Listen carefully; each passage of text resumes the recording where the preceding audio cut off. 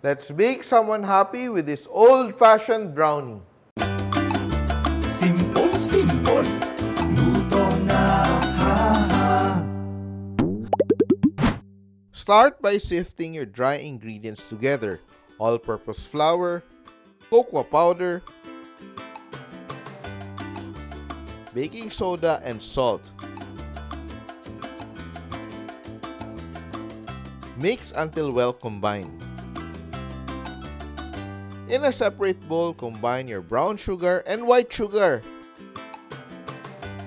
And to make the moist brownie you love, add a cup of golden Fiesta palm oil, add some eggs,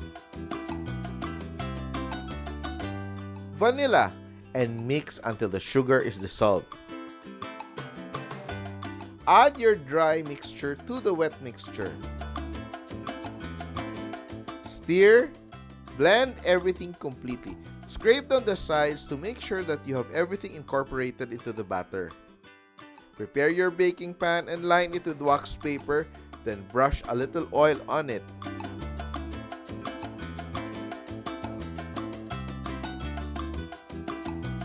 Pour the brownie mixture into your baking pan. You can divide it into 2 pans if you want a thinner brownie.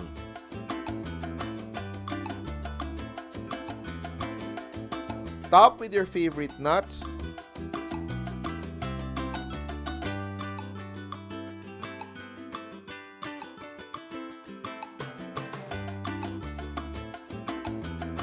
And put it in the oven.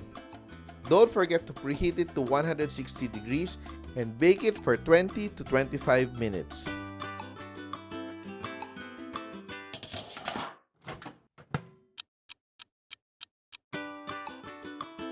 To check for doneness, poke a toothpick to check if it comes out clean.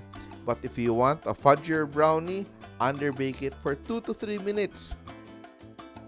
Cool your brownies completely.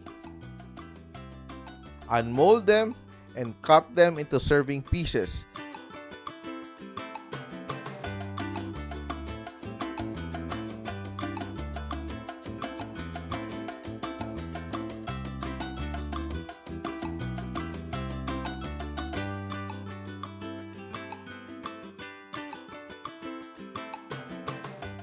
Now you have your chocolatey and delightful brownies.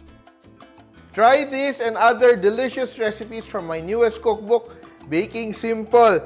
Ang ating recipe for today, old-fashioned brownies. Simple!